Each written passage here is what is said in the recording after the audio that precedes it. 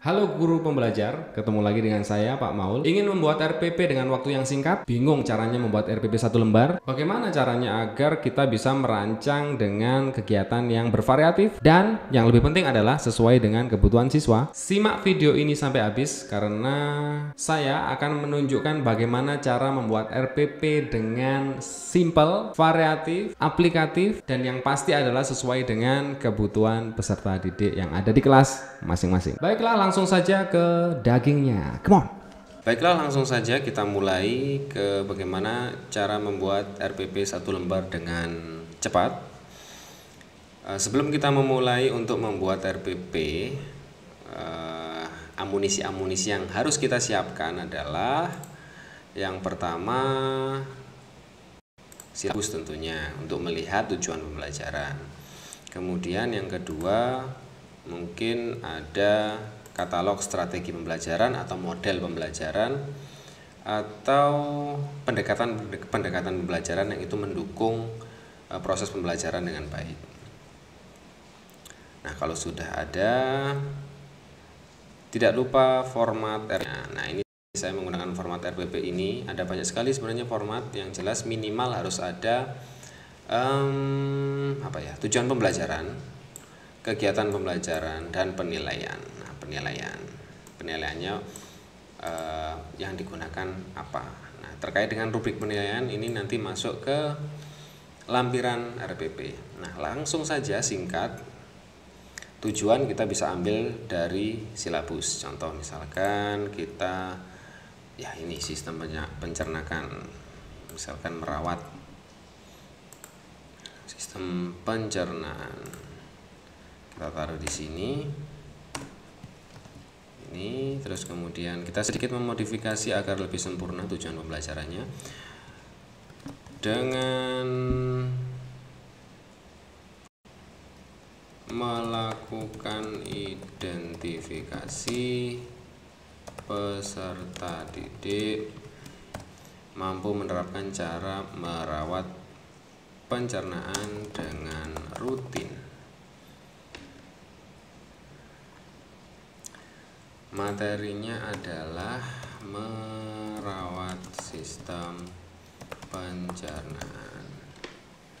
Terus kemudian strategi pembelajarannya atau mungkin model pembelajaran kita bisa lihat di katalog. Nah, ini untuk mempermudah, kalau saya untuk mempermudah menentukan langkah-langkah secara umum ketika saya melakukan proses pembelajaran yang itu saya tuangkan dalam RPP. Nah, sederhananya seperti ini. Terus mungkin bisa langsung di copy di sini atau mungkin bisa dirapikan gitu ya. Nah, seperti ini. Multiple intelligence atau kecerdasan anak yang diasah itu apa saja? Nah, kalau di katalog, kalau kita merujuk ke katalog tadi, nah ini sudah ada ya. Tapi kalau misalkan ada beberapa kegiatan yang nanti Bapak Ibu atau teman-teman lakukan dan itu mengasah, misalkan mengasah kinestetik anak atau gerak anak, mengasah linguis, mengasah verbal atau linguis anak, maka bisa ditambahkan di kecerdasan yang diasah pada kegiatan yang sudah kita lakukan. Alat peraga atau media bisa mungkin medianya PPT, PowerPoint, atau mungkin alat peraga pencernaan.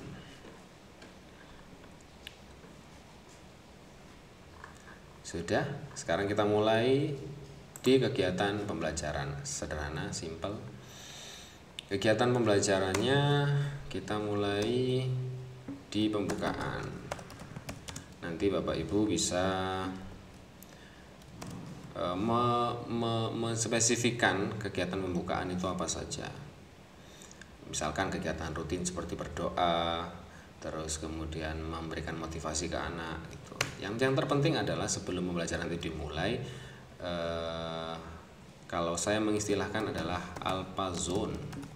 Alpha zone ini adalah kegiatan di mana guru mengkondisikan kelas agar kondusif sehingga anak-anak siap untuk memulai pelajaran.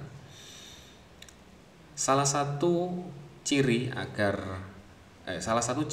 kelas itu sudah siap untuk menerima pelajaran adalah anak-anaknya sudah nyaman. Bisa itu nyaman dari suasana kelasnya, atau mungkin dia merasa nyaman dengan apa yang kita suguhkan di awal.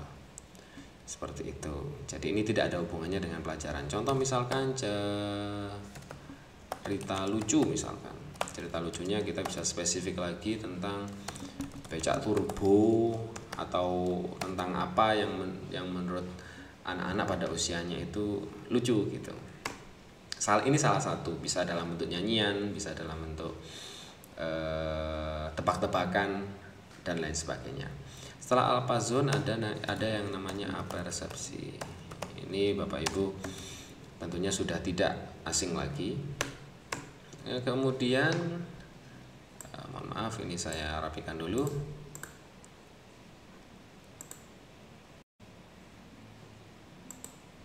Sebenarnya untuk membuat RPP itu yang bikin lama adalah merapikan dan mencari konsep konsep kegiatan inti yang ada pada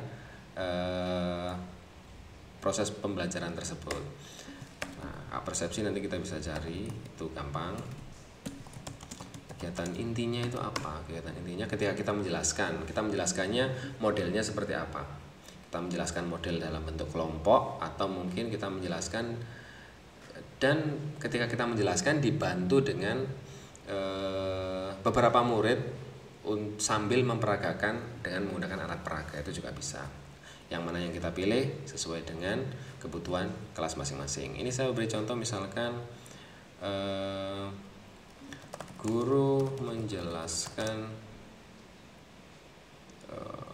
materi tentang merawat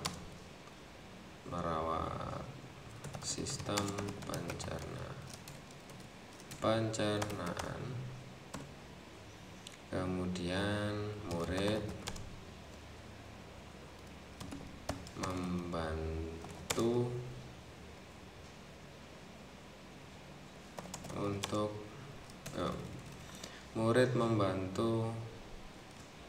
penjelasan guru dengan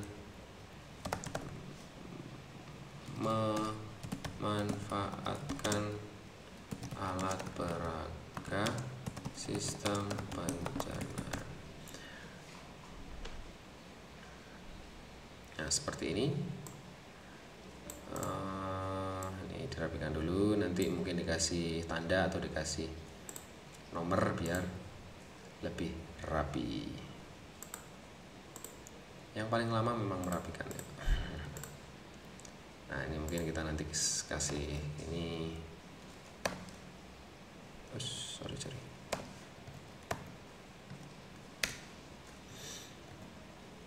Terus ini kegiatan penjelasannya, eksplorasinya. Terus kemudian ada yang namanya elaborasi, anak melakukan sesuatu. Contoh misalkan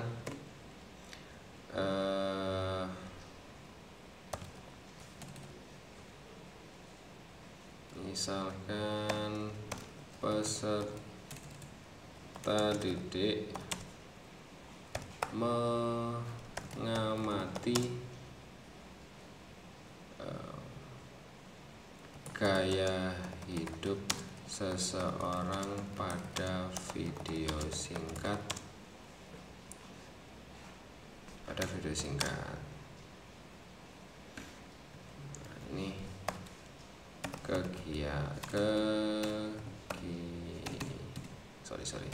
kegiatan dalam kelompok.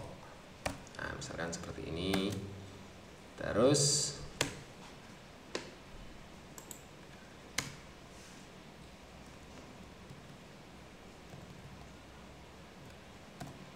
otomatis ketika peserta didik mengamati, setelah diamati kemudian menyampaikan. Ini jadi satu paket. Mengamati, peserta didik mengamati dan memperagakan mempresentasikan gaya hidup seseorang pada video singkat yang dilihat gitu. Sudah, kalau sudah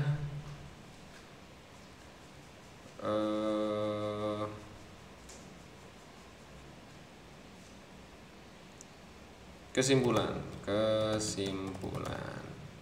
Setelah melakukan kesimpulan, terus yang terakhir penutup. Di penutup ini sebelum doa ada yang namanya refleksi pembelajaran dan pengantar materi selanjutnya. Kemudian yang terakhir kegiatan rutin yaitu berdoa atau merapikan buku dan pensil dan lain sebagainya. Nah, sederhananya seperti ini. Penilaiannya nanti kita bisa melakukan observasi, kemudian ada lagi soal. Untuk lembar observasi dan lembar soalnya nanti kita lampirkan di lampiran, atau mungkin nanti kalau ada prakteknya kita tambahkan rubrik penilaian. Praktek, produk, proyek itu ada di rubrik penilaian. Nah, sederhananya seperti ini Bapak Ibu, teman-teman. Ada format lain yang saya buat juga. Ini saya buat di pelajaran sains kelas 3 yang saya buatnya di 6 Agustus 2021, di mana di situ saya mencoba untuk membuat RPP yang mengasah sosial emosional anak. Jadi sosial dan emosionalnya anak terasah. Jadi di Alpha Zone saya memilih untuk melakukan sebuah kegiatan untuk merelaksasi tubuh dan perasaan anak-anak. Harapannya kesadaran diri untuk mengelola emosi itu muncul. Nah, ketika sudah tenang, saya mencoba untuk mengingatkan pelajaran sebelumnya tentang panca indera dan cara merawatnya. Setelah itu saya hubungkan dengan materi tentang bagian-bagian rangka kepala. Terus ini ada video guru menjelaskan secara interaktif. Setelah menjelaskan, kemudian ini yang paling penting, ada ice breaking. Ya, ice breakingnya ini juga mengasah sosial emosional, dimana ceritanya tentang si kecil yang kehilangan balon yang tersangkut di gentengnya seekor beruang, tapi ketika balon itu tersangkut, beruangnya ini merasa nyaman, tidak merasa kedinginan. Nah, anak diminta untuk mengambil keputusan, balon itu diambil atau tidak diambil. Kalau diambil, dia akan dia akan membuat beruang menjadi tidak nyaman, tapi ketika tidak diambil, dia akan membuat dirinya menjadi tidak nyaman karena dia ingin sekali balon tersebut. Nah, itu mengasah, salah satu kegiatan untuk mengasah sosial emosional anak. Terus kemudian guru menjelaskan tugas. Jadi tugas-tugasnya itu terkait dengan bagaimana anak-anak menjaga rangka dan lain sebagainya. Guru memberikan umpan balik dan lain sebagainya. Nah, seperti ini, sederhana sekali. Minimal ada 3 tujuan pembelajaran, terus kemudian langkah-langkah dan penilaian. Nah, untuk membuat tujuan pembelajaran ada beberapa hal yang harus kita perhatikan.